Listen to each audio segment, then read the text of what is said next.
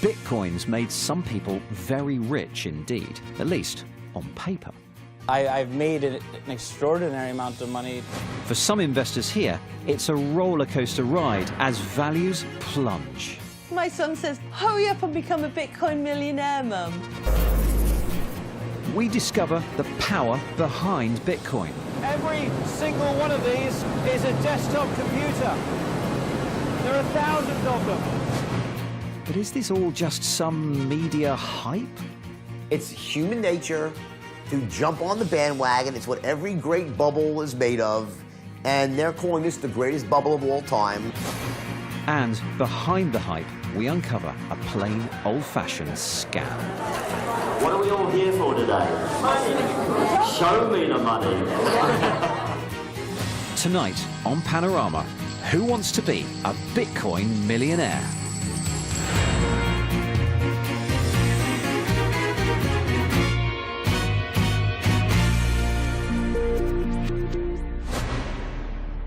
Pounds, euros, dollars. They're all currencies that we know and we recognise. Now, we might think that we could all do with a bit more of it, but at least we know what money is and how money works. We keep it in banks and we spend it. But now there's a new currency which has got everyone talking, and it is very different. It's called Bitcoin. Have you heard of it? I don't really understand it, but yes, I have heard of it. I do, and I wish I got in on it about a decade ago. That would have been quite nice. I know some people are making a lot of money and some people aren't. And I do also think they're a load of crap and it's just a con. I've been following Bitcoin for the past 5 years, and even now there's still a lot of confusion about it. For one thing, it might be called Bitcoin, but there aren't actually any physical coins or notes. You can't hold it in your hand. Bitcoin is a new type of currency called a cryptocurrency, and it only exists digitally. Now, actually, there are quite a few different types of cryptocurrencies, but they all have one thing in common. They all operate completely separately from the normal banking system. When you buy something using cryptocurrency, the banks don't handle the payment. They don't check the payment. In fact, they don't even know about the payment. There are shops that accept cryptocurrency, where instead of using your bank card to take money from your bank account, you scan your phone instead. Transactions confirmed. Thank you. But the reason you've probably heard of Bitcoin is because its value has gone through the roof. Even with its recent crashing price, if you'd have bought £50 worth of Bitcoin at the beginning of 2011, it would now be worth more than £1 million. I'm going to find out if we've all missed the boat or whether it's still possible to become a Bitcoin millionaire. It started as something for computer geeks, but it's now moved into the mainstream. This is Millie. She's a Newcastle mum with 3 kids and 4 pugs. She's been buying and selling books on the side for almost 15 years, but now her new hobby is investing in cryptocurrency. 30,000 books I had to hand sort, yeah. Took me a whole year to do it. Considerably more hard work than dabbling with Bitcoin. My son says, don't do the books anymore. Hurry up and become a Bitcoin millionaire, Mum. She heard about it before Christmas, and she's been dabbling for the past couple of months, and has also earned commission getting family members to buy too. What I'm doing at the moment is I'm going to buy like £100 worth of Bitcoin. Oh my God, it's like my guilty pleasure. I'm sneaking a peek all day long. I bought Bitcoin in the hope that it might improve my life. If I lose my 400 or 500 quid, c'est la vie. All over the country, little pockets of people are starting to play around with cryptocurrency. Over the last few months, it's amazing how Bitcoin has sort of moved into the mainstream. Tabloid newspapers are doing special features about the latest cryptocurrency and which one you should buy. This has gone very quickly from a tiny, niche, little, nerdy tech that a tiny number of people cared about to something that the ordinary person on the street is suddenly fascinated by. But while Millie is careful not to invest more than she can afford to lose, others aren't. 10,5 миллионов биткоинов. Сумма уменьшается. The staggering rise in the value of many cryptocurrencies has driven some people to take huge risks, even taking out mortgages to cash in on what they see as a gold rush. We have begun to ask questions and look at it, but I don't think anyone in British politics or the regulation system in our country is going at the right speed, bearing in mind what's happened within cryptocurrency over the past few months. Now we seem to have a real live situation. But Bitcoin's value has gone down as well as up. If you'd have invested £50 just before Christmas, you'd now have 20 quid. These recent price crashes have caused some authorities to act. Just last week, banking giant Lloyds banned its customers from buying cryptocurrency with their credit cards. They're worried about people racking up debt. The idea behind cryptocurrencies is that it's a way of storing money and making purchases without involving the banks. But remember, the banks don't just hold our money, they also keep a check on who has paid what. They are a trusted central point. So how do you do banking without the banks? When you want to buy something normally, using your normal bank card, this is what happens. I give my card details to the shop asks the bank if I'm good for the money. The bank checks its records to see if I've got enough in my account. If I do, it lets the shop know. It updates its records to show the movement of money from my account to the shop's. Oh, and it takes a little cut for its trouble. Now, if you wanted to remove the bank from that system, who else would you trust to keep those records and not alter them or cheat in any way? Well, I wouldn't trust you. I wouldn't trust you. In fact, I wouldn't trust any single person. But I might trust everyone. The idea is you don't have a central record of transactions. Instead, you distribute many, many copies of this ledger around the world. Each owner of each copy records every transaction. So there's no way that a forged transaction can make it in. If I try to alter a ledger, it won't match all of the other copies. And it gets rejected.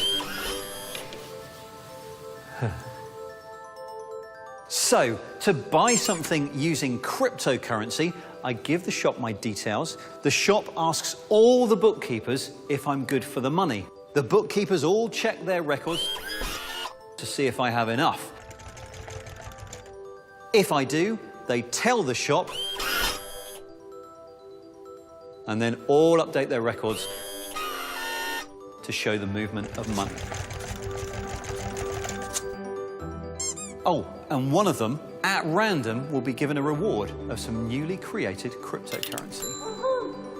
This is how cryptocurrencies work. And remember, all of these bookkeepers, all of these ledgers, they're not actually people. They're computers. Lots of computers. And I mean a lot. That random reward for being a bookkeeper is an important point. It was the original incentive for people to use their home computers to help keep the books. But I feel the scale of these places is tipping the odds away from average investors. Every single one of these is a desktop computer. There are thousands of them, all wired together and all doing one thing. Bookkeeping for cryptocurrency. And because every so often they get that reward of new cryptocurrency, they call this operation mining. Now, this particular mine contains 20,000 machines, a very expensive setup. as well as the cost of all of this hardware, running an outfit like this also costs a lot in electricity. That's not just electricity to power the computers, but also to power the cooling systems to stop this lot overheating. That's why they put this one in Iceland. Like a lot of mass computing operations, north is best. It means you don't need to run energy-hungry air chillers. You just suck in that freezing air from outside. Oh, and the electricity here is geothermal and really cheap, thanks to the volcanic activity just underground. Despite all of that, though, this place spends more than €1 million a month on electricity. So you can imagine how much money they're making. It's absolutely remarkable that you have these banks of computers, warehouses full of them, all over the world. All these computers and all the amazing things they could be doing and all the computing power that could be spent on all sorts of tasks is being dedicated solely to this one peculiar job of mining a cryptocurrency. It's absolutely ridiculous in some ways that this is what we're using our computers for. The higher the price of cryptocurrencies, the more money the miners stand to make, and the more mines spring up. Зарубежных частных организаций начали принимать к оплате так называемые биткоины, виртуальные деньги. Thanks to more and more press coverage and more chatter on social media, rumors of a gold rush have spread. And in any gold rush, there will be winners and losers. I know many people are still going to invest. I understand that. And it's not because you're stupid. It's not because something wrong. It's human nature. This incredible thing called a fear of missing out, right? And it's just such a powerful thing. And wherever there's the promise of gold, there's also those who want to exploit the prospectors. This might look like a rock concert, but it is in fact a recruitment drive for a cryptocurrency called OneCoin. Based on the success of Bitcoin, but better, smarter, and more innovative. OneCoin, we're told, will make us rich beyond our wildest dreams. Layla got interested in cryptocurrency after a trusted friend and OneCoin salesman asked her along to one of the meetings. It took me 20 years to save up this money. I made lots of sacrifices with 2 jobs while studying, and the aim was ideally to get into the property ladder, use it for my marriage, as well as help my mum and my brother. Layla attended a seminar similar to this one 18 months ago in London. It encouraged people to sign up to a scheme to help spread the word about the OneCoin cryptocurrency. So, Panorama decided to go undercover to see the hard sell for ourselves. We wanted to investigate how unsuspecting investors are lured by OneCoin to part with their hard-earned cash. What are we all here for today? Show me the money. Layla felt pressured by the salesman, handing over £32,500 of her savings in just one day. He then went on to telling me there was guaranteed return of more than £400,000, and I was making the best decision of my life. People mined the Bitcoin and they became millionaire overnight. So OneCoin is going through the same phase. I then told my mum, I told my brother, I told my sister, and that totaled up to £56,000. Listening to the sales pitch, you can see why the family thought that they'd struck gold. What do you earn a year? What would you like to earn? 6 figures is good, right? We make 35,000 a week. So, we should have listened to you a long time ago. It's like, yes, if you did, you would have been a multi-millionaire like me. You can make millions of wealth into this industry, and very quickly. Not so for Layla, though. Shortly afterwards, she discovered she'd lost access to all her money. And that's when I realized that I had just made the poorest decision in my life. Last month, the Bulgarian authorities raided OneCoin's headquarters and shut down their servers. It's one of many investigations from around the globe. Several of OneCoin's representatives were arrested in Britain. In a statement to Panorama, OneCoin told us that they have offered full cooperation and are collaborating with all authorities to finalise the case as soon as possible. However, they claim that Layla had gathered enough information to take an informed decision, and that she'd received, activated and used her accounts. Therefore, we consider that there is no legal reason for claiming a refund from the company. Today, Layla is shattered. She's lost her life savings in what is essentially an old-fashioned pyramid scam using cryptocurrency hype. And she's not the only victim. The authorities say they need more help from legislators to bring this area under control. We need the help of regulators. We need the help of legislators, particularly to crack down on these high-valued investment scams and, you know, this trend of fool's gold, effectively, that is offered to people as they seek to cash in on the Bitcoin frenzy, and are just scams, perfect scams. And because it's not regulated, there is no means by which the investor can make an informed decision about, is it safe to invest my money in this? I think that today, cryptocurrency has not been on Parliament's agenda or on the agenda in Whitehall that much. I think probably, hand on heart, we've all been too slow. But the opportunity is not lost, and we should get on with the job now. As the authorities struggle with regulation, the most powerful online platform has decided to act. Facebook has banned adverts that promote cryptocurrency and these recruitment events, these so-called initial coin offerings. But away from some out-and-out cons, there are other ways that cryptocurrencies can be used to subvert the system. Remember how cryptocurrencies bypass the banks? Well, that means that your transactions are very, very hard for the authorities to regulate or trace. So, if you happen to have a few million that's difficult to move around the world, Bitcoin could be the perfect system for you. So we have a new breed of high net worth individual. They've made a lot of money with cryptocurrency. So now we have a problem. How do we cash in those holdings? So there is another way of doing things. Move from crypto into tangible assets. I mean, it's a great problem to have. And this is where the unregulated nature of cryptocurrency really comes into its own. One of the reasons to not use conventional currency is because you can't. A lot of our clients are from China, Russia, and these are the people who are willing to put a lot of money into the UK market. How do you move this money from a sanctioned nation, for example, Russia? How do you move this money here? If you are under this sanctioned domain, you would have probably had your money frozen at some point. You have banks controlling what and how you spend your money.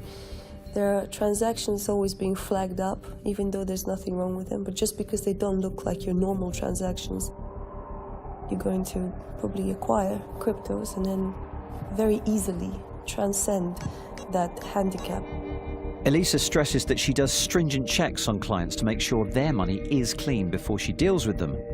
Others aren't as scrupulous. One of the things around cryptocurrencies is that they have come along at a time when anti-money laundering and know your client regulations has reduced the supply of legitimate money to the illegal economy. And so we've seen a substitute coming through in the form of Bitcoin. This ability to make payments which avoid going through the banks is what really kick-started Bitcoin, by making it the digital currency of choice for criminals.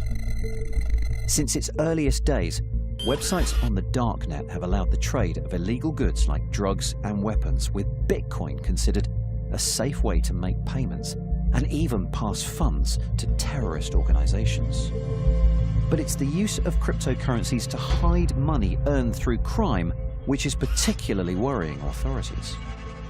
There are 3 or 4 billion pounds worth of dirty money that are being laundered each year, I think, in Europe through virtual currencies. It's still a small proportion of the overall amount, but it's quickly growing. And of course, because this is an unregulated area, highly anonymized, it's very difficult for the police in most situations to identify who's actually cashing this out. We've also seen a trend where drugs money, which is being converted into bitcoins as well, cash buying bitcoins and then the criminals distributing that money through multiple accounts used by individuals that are not seemingly connected with the criminal organization. There are then darker sides to Bitcoin and virtual currencies, but there's also a lot of money to be made if you get your timing right.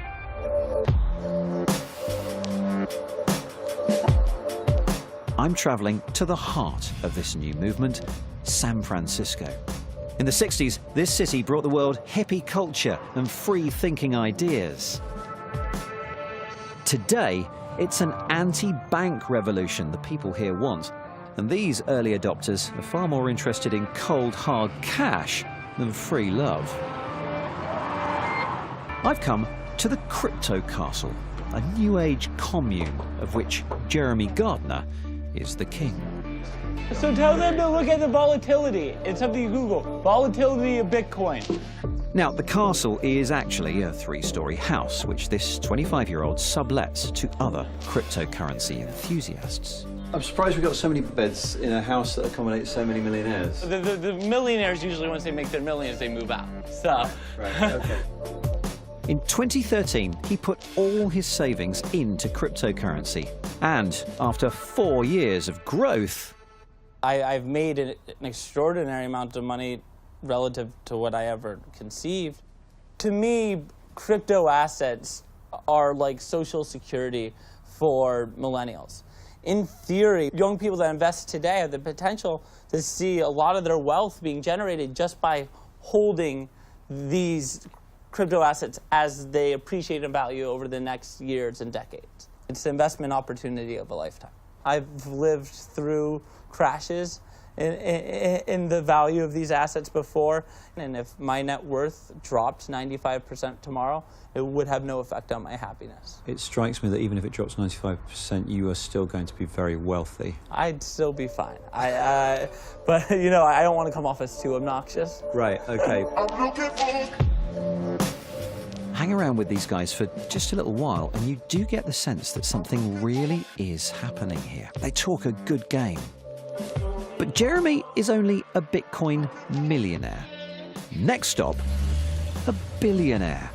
Recently named by Forbes as one of the richest cryptocurrency investors on Earth, and one who truly believes it will change everything.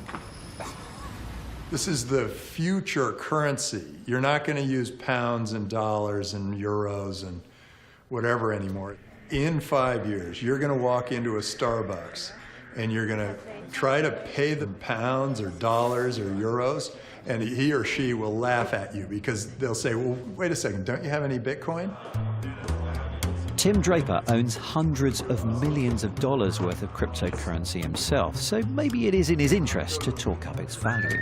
Mind you, back in 2014, he did predict, almost to the month, that the value of one Bitcoin would hit $10,000. But now he accepts that that value may be out of control. We bang the gong. It could easily go to $1 million, or it could go to 2,000 per Bitcoin in any given period of time, because depending on people's perception and how excited they are and how the press portrays it and how governments push it around. This is the greatest thing that's ever happened to the world economy in centuries. Depending on who you talk to, you get two very different visions of cryptocurrency. It's either the future of money and you should grab it and get in early, or... This is something which, to me, is a classic bubble. It's an irrational movement in prices. And ultimately, I think investors who have put money into this risk losing a lot.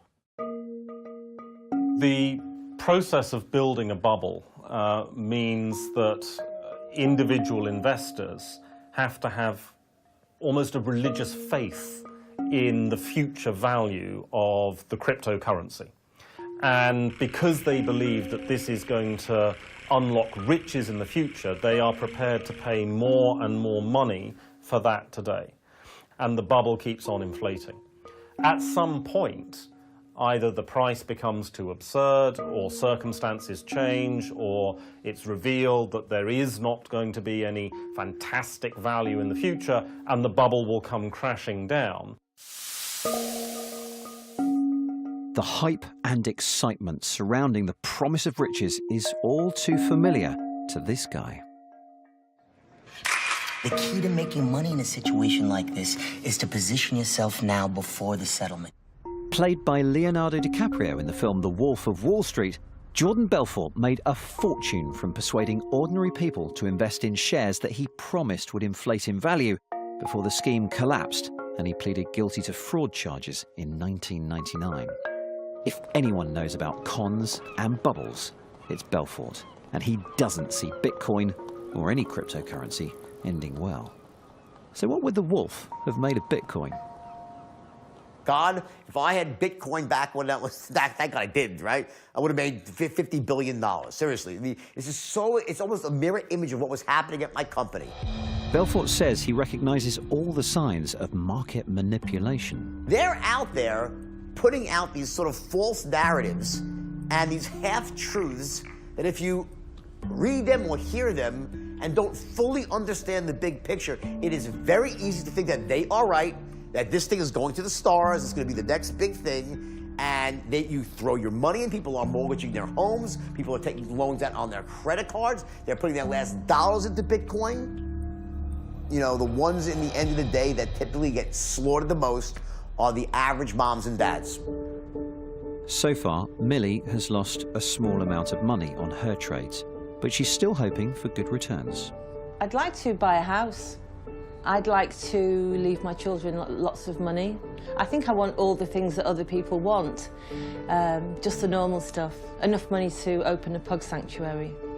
But maybe the idea of becoming a Bitcoin millionaire is a perversion of the original intention of Bitcoin, which was to reinvent money, to move power away from the few and give it to the many. These currencies are here to stay.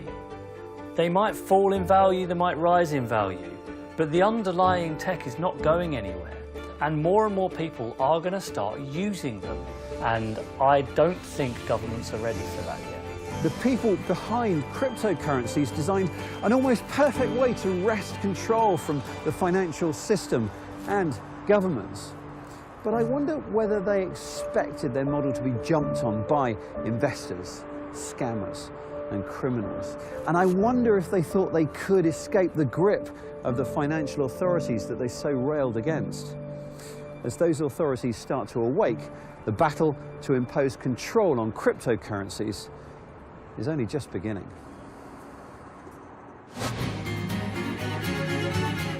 Holly Smith reveals how her condition helps others to save cash in Asperger's Money Savers on BBC iPlayer. Gritty new drama on BBC Two now as a murder fuels a web of deceit in David Hare's Collateral.